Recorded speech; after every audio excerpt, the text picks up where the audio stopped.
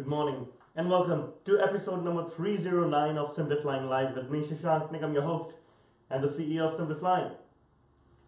Volaris in Mexico has agreed to reunite separated children from who were separated from their parents. They've agreed to reunite the kids with the parents for free. Wherever Volaris flies in the US and on to Central America, via Mexico or within Mexico, Volaris will reunite these kids who were separated for no charge. Why has it come to this? Well, Volaris was forced to take the stance because last week, up to 2,300 kids were separated from their parents who were either illegal immigrants or deemed to be illegal by the US authorities, and while they were being tried at the border, the kids were separated and taken elsewhere. And that's really unfortunate. I mean, how can you separate kids from their parents? They're meant to be together, that too forcefully.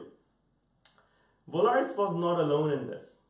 In fact, 4 other US airlines took a stand. The first of them was American Airlines, which in the morning of 20th of June, last Wednesday, took a stance saying that they will no longer transport kids who are being separated from their families. There have been reports that commercial airlines are being used and they will no longer do that. Very soon, United followed and said, we will no longer transport kids who are being separated. Frontier then followed, and finally Southwest did. Delta actually was the only major airline, that did not issue a statement with this regard until after something had happened. What was that something? Once these 3 airlines took a stance, on the 20th of June, President Donald Trump in the US signed an executive order reversing his decision about separating families, and the kids are no longer being separated and they're being kept together. That's quite powerful, don't you think? While airlines are not the only ones responsible, there was a huge media storm in the US and around the world, including condemnation from the UN for the US. Airlines certainly pushed this case. In fact, I've gone through every single airline's press release, and I want to show you something.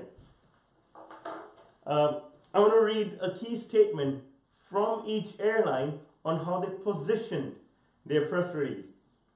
Volaris said, "It is our vocation to reunite them. We're in the business of uniting families. Families are meant to be together, and it is our vocation to reunite them. That's why they'll fly the kids for free."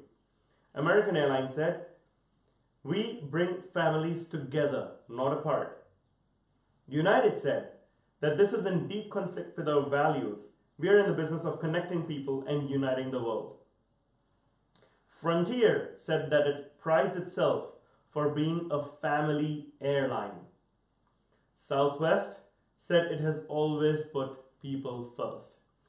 Airlines took this opportunity to reinforce their values, both with their employees and their customers.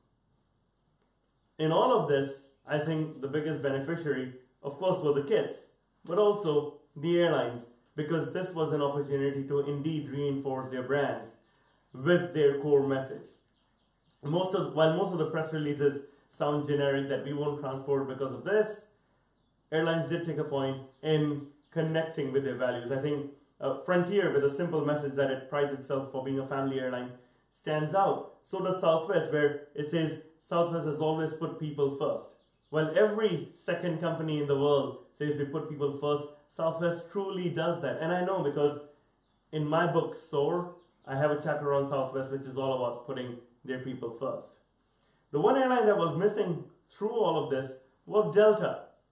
Delta, in fact, did not issue any press release or make a statement about transportation of kids, but they did issue a statement after the president had signed the executive order stopping the separation of kids, saying that they support the president's decision to keep the families united. Now this, of course, we have to give the benefit of the doubt to Delta, because if you recall, a few months ago, when they took a political stance against transporting people who are members of the guns lobby in the US. There was a huge backlash, and the state of Georgia sort of, rescinded the tax breaks that Delta was going to get.